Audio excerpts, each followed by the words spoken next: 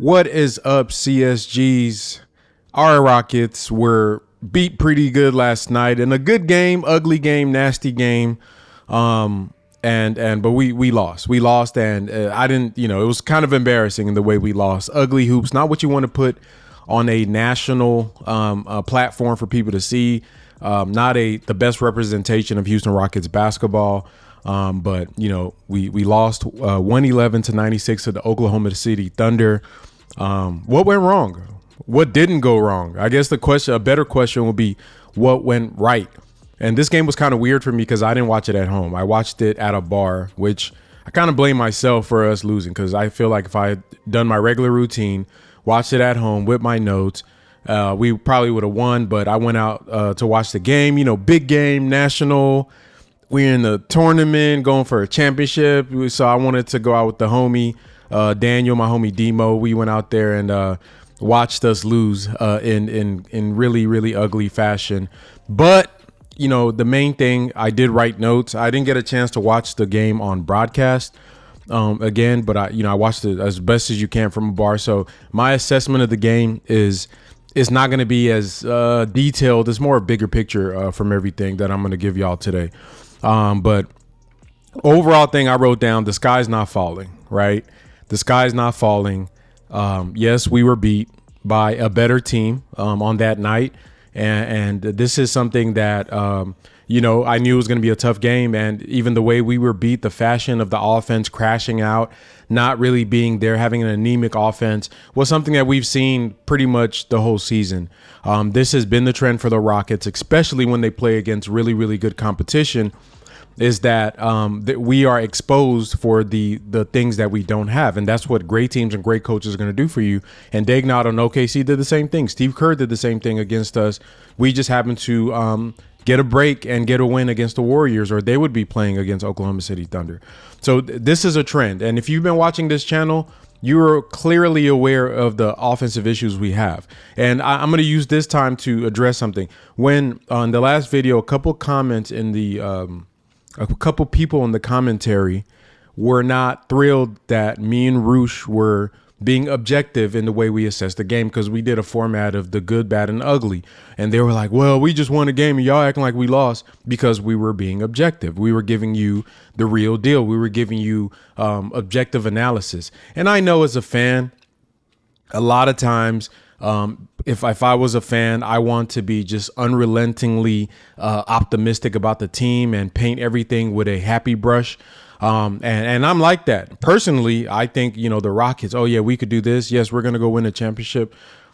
But I can't be a fan all the time when I'm on this platform with y'all, right? Because a lot of you, not the people that are actually objective and understand basketball, a lot of you come here for in-depth analysis of the game, however it lays out, whether it's good, whether it's bad, whether it's ugly. You want to know why and how. And sometimes the why and the how doesn't match the outcome. You could have a positive outcome where you win a game, but the method is bad. Like my old pastor used to say, a right thing done in the wrong way is wrong, right? So you know what I mean? So you can't, just because you have a good outcome, if the process to get that outcome is not sustainable, it's not something that's done in the spirit of that's right, that's something that you can hang your hat on, then that outcome, you cannot rely on that. And the reason that we point out the ugly process is so that when we have results like we did against Oklahoma City Thunder, you as the audience are incredibly well informed to understand why. So you're not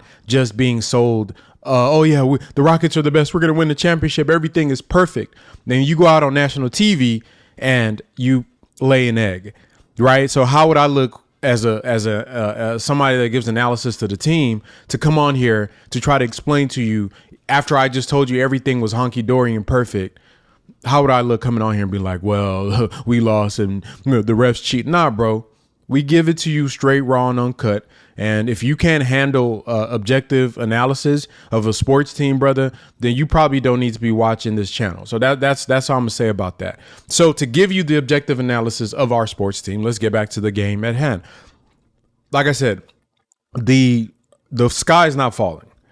The things that we saw, like if you've been keeping up with the Chop Shop, are things that we've talked about literally since last season, right? It comes down to our offensive structure and philosophy being non-existent, having a gaping hole on the perimeter, and just guys that are supposed to step up and make big plays just aren't doing it. And overall, everybody played bad. Everybody played pretty bad, in my opinion. Everybody played bad. Coach Udoka was outcoached. And if you want to start, we'll start with the coaching aspect of it. I think that Daignault had a hell of a game plan, right? If you guys were watching the game, you saw what the Thunder did. Basically, based on personnel, they would either blitz or play drop against our guards, right? And they mixed it up a bit. When they blitzed, they forced the short roll pass to Sengun, who then would see 3 or 4 bodies in the paint, who then would kick it out to Amen, Tari, Jabari, Dylan, whoever it was, who then proceeded to miss a lot of shots, right? The Rockets, I think we shot, let's see, open up pivot fade. Rockets shot on 3-pointers on the game, 23.9%. We went 11 for 46. 46 3-pointers damn near got to be a season high for us. We took a lot of 3-pointers. Back earlier in the season, a good game on threes for the Rockets.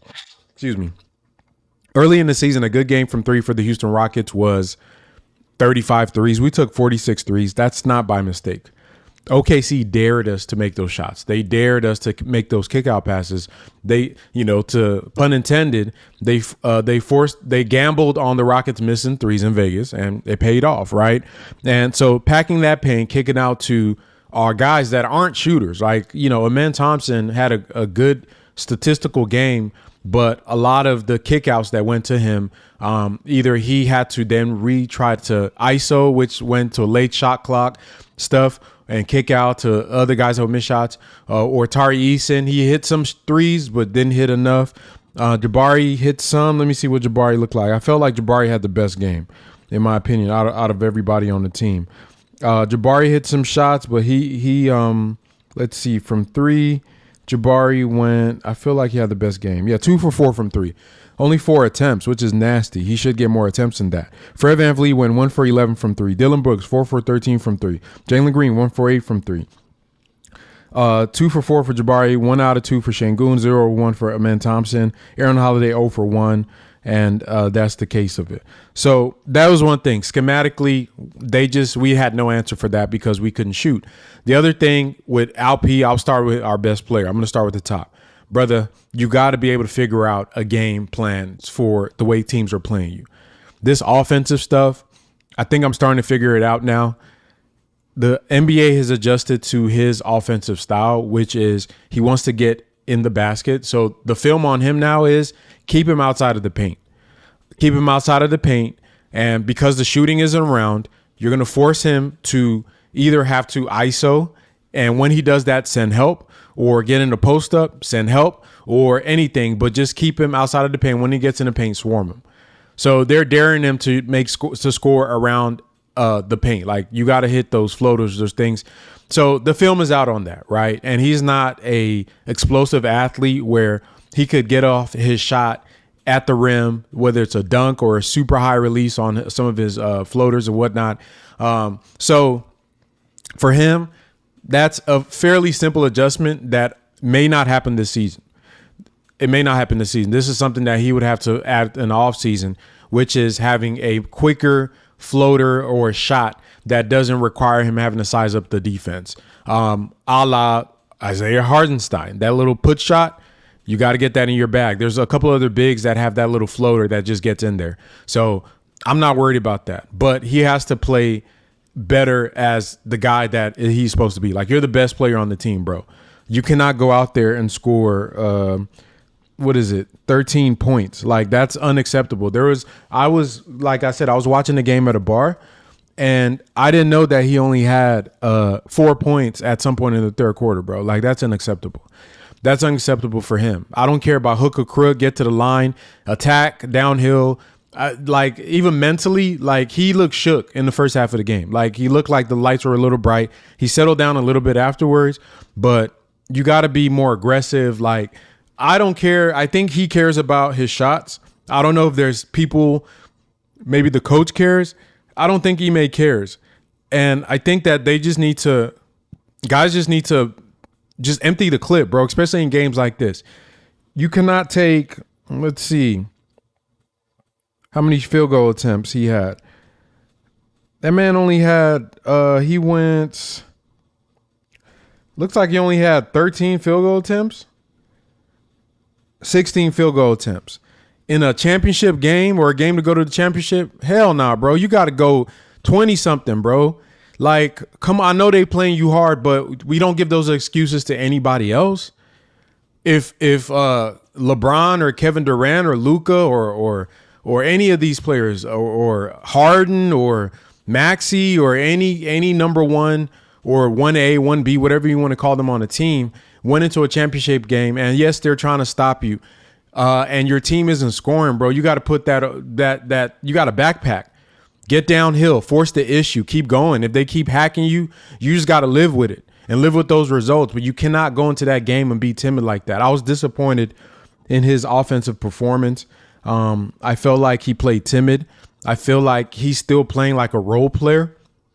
And it's like he doesn't understand his rankings on the team, bro. Then there's no way like he's just going to let other people just like, oh, yeah, I'm going to take 20 shots. This other guy's going to take 20 shots. This other, like, bro, we cannot do that.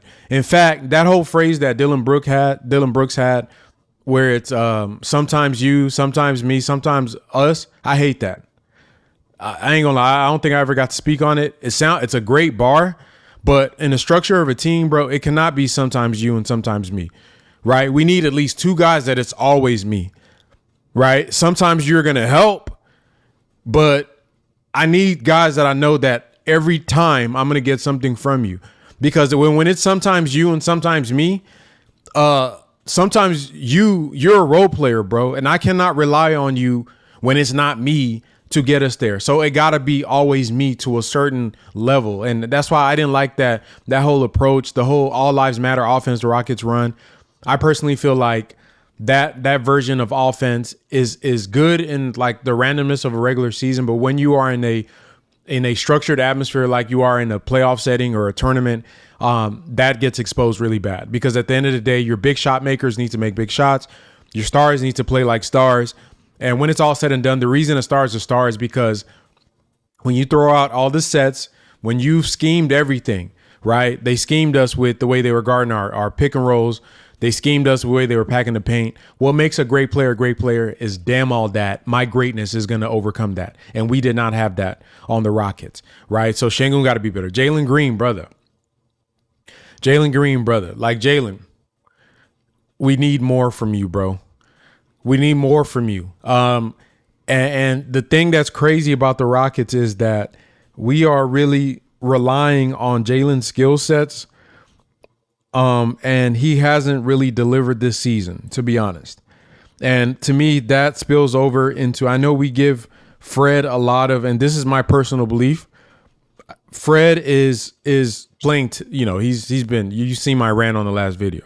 Not a big fan of how he's playing right now, but I think that the void that Jalen is leaving as a consistent scorer, because that's literally his job, is forcing Fred, who's supposed to be the guy setting the table, to become this version of himself that some people argue he's always been.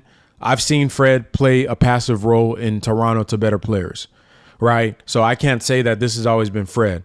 I know from watching Fred from afar that if you are tripping on the team, he's not going to sit there and watch it burn. He's going to empty the clip. Jalen just needs to be more consistent. He needs to be more consistent. He is, trying to fill a role that is not being filled right now on the team. And on a team that can't shoot. So you don't have shooting on the perimeter. You don't have scoring from your primary scorers. You don't have scoring from the interior. It's just the offense is just everywhere right now. And that whole mantra of you, me, sometimes, like, it just feeds into all that. To me, that's just a reflection of the lack of offensive structure. Like, you can watch Oklahoma City and clearly tell everybody's role there is to enhance what their primary scorers do, where Jalen Williams and Shea Gilgeous-Alexander do. When guys cut, they cut with the intention of spacing for them. When they see they're going into isolation, they go to their corners and get into alignment to expect kickouts. We don't have that intentionality when we play on offense. And I think for Jalen, on a micro level, his game is just too random on a night-to-night basis. There's no forethought. There's no planning or spamming, or there's no manipulating. It's just like, I'm just going to go out there and try to use my athleticism and see what comes of it. And I think that on a night-to-night basis, there's some nights you play a bad defense and he's going to go off. And most nights when you play good teams, that's not going to work. That is not going to work. So we are lacking in that backcourt. And it really does impact the team when the guys that have the ball the most can't really put it in the hoop. So that's a big issue. It's a big issue for the long-term outlook. On the short term, it's things you can watch. It's things that you can watch. Can Jalen develop better in the offseason? Yes, I think he can. I am concerned about some of the ability to read the game. I feel like not being able to read this game 4 years into the NBA is concerning for me. But to me, like, once again, I think he's being typecast incorrectly. I think that his best version of himself is going to be to simplify the game for him, which would take him off ball most of the reps. If he can't develop an off ball arsenal of scoring, then his long-term future in the NBA, as far as not like he's always going to be an NBA player, but his ceiling as a potential all-star player is really going to be dampened because his on-ball decision-making isn't great. So no team that's really, really trying to win at a high level is going to just give him the ball, right, and let him dictate possessions. Because that is, to me, I feel like those type of skills are innate. I don't think it's something you can learn. I think you can get better at it, but at the highest levels, you have to have a talent for it. It has to be something that's bred within you. Like I can teach, TJ Yates. I'm gonna use a football thing. I can teach TJ Yates how to, he knows how to make all the throws on the passing tree. He knows how to read defenses. I can't teach him what to do when he's playing a Pittsburgh defense in the snow in Heinz Field in a playoff setting, right? I can't teach him how to make throws in that element under elite defense under pressures of the playoffs. Pat Mahomes, yeah, he got some extra juice that he can overcome the elements and all that with them. You don't teach that, bro. Like I can't teach you how to be Luka or LeBron or just I can't teach you how to be Jokic. I can't teach you how to, like, you got to have that stuff in you, and then you can craft your skills to then enhance that. But if you don't have the base skills to do that already, there's really not much you can do to really enhance that level. You know what I mean? So that is just something. I think right now we have a offensive system that does not match the players that we have. And that goes back to Ime Udoka. I think he just needs to look in the mirror, and maybe he just is going to get players that are going to play his offensive system. I don't know. But to me, with the players that we have, guys are not being placed in the right position to be successful. Jabari Smith Jr., I saw somebody posted clips of Seawood and Sengun. It was a Sengun assist compilation. The first couple of plays were Christian Wood. And I was like, man, they had a lot of good chemistry. You forget that they ran the little time they actually played together. They ran a lot of big on big stuff in the paint that was really successful. A lot of two-man game between Seawood and Sengun. And there was some creativity there that you just don't see with Ime Udoka, right? Jabari is really just out there spacing most of the time, and he eats off of the crumbs of attacking closeouts when you could use him in within the paint in short actions where he can come off screens with Sengun, where they could run a little big on big pick and rolls in the paint. Just don't see none of that. We don't see any of that. We don't really see the creativity offensively. And we can't just keep banging our heads saying that we got to hit shots. We got to hit shots. At some point, coach, you got to switch it up. We can't shoot. We cannot shoot. How do you play? How do you mitigate that without relying just on getting stops and running in transition? Because on some good teams, you can't always stop them. What do you do in the half court? If you can't score in the half court efficiently, you're not going to win many close games without some Herculean effort from some of your individual players. But our guys got to show up. Our guys got to show up. Nobody really did. I felt like everybody played bad. Even though Amen Thompson statistically looked good, I didn't like some of his decision making in transition with the ball. You know what I mean? Tari, he was okay. I think Jabari probably had the best game out of everybody. I love that Jabari's aggressive, loves his inability to not let his ability to overcome the whatever the situation is. He's cool, calm, and collected. You love that about the kid. Going forward, I think this is just a moment for Stone to just collect more data. I think the Rockets are fine relative to where we are right now as a team, coming from where we're coming from. I think we're doing fine, right? This is not a like, oh my God, everything is bad. No, everything is okay. But at the highest levels of competition, you get your flaws get exposed. Your flaws get exposed. So now what they do is they can try to mitigate some of those things within the season. I think a lot of these questions, big picture, are going to be answered outside of the season. But you need these types of games, these experiences, because our guys are young, right? This is probably the most intense atmosphere they have ever been in. And it showed. But this is what I wanted us to feel last year in the playoffs. Because if we were to make the playoffs, we probably would have got swept by the team that we faced, or maybe got one game off of them. But that sweeping or that loss in that first round would prevent a game like this from happening in the in-season tournament, because they would have exposed in the playoffs last year, or the play-in tournament, they would have exposed our weaknesses so glaringly that guys would have had a different frame of mind going into the offseason. These type of games shape your frame of mind going into practice. Hell, in the next practice they got, they're going to watch that film and see how bad they looked, and it's going to motivate them to be better. So these are valuable experiences for the guys. I really don't, I don't, this is just a game, and they're just going to have to learn from it. And the limitations they have aren't going anywhere. This is going to be a theme for the Rockets. They can mitigate it. Obviously, Jalen can play better. Sengun can play better. Fred can play better. Everybody can play better. Ime can come up with a different approach. But ultimately, at the highest levels, we are what we are.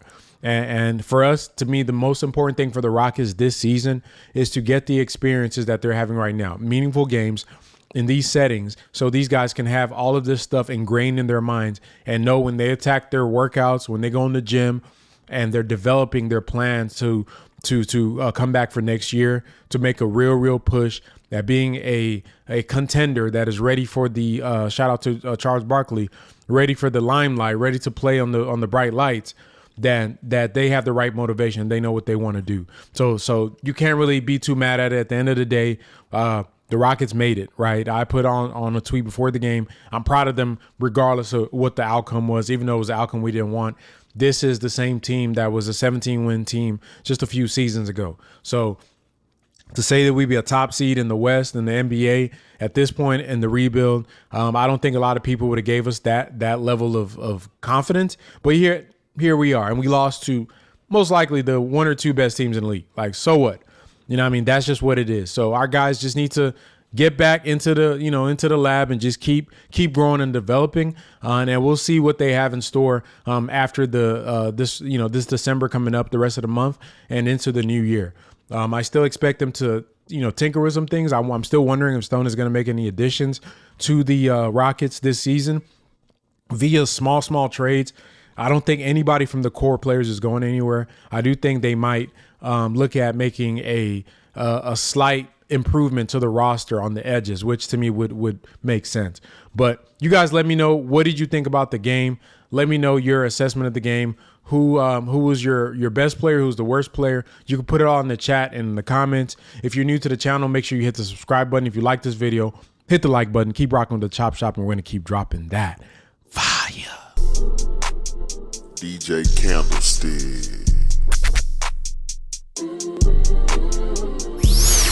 It's the Chop Not Slap Show.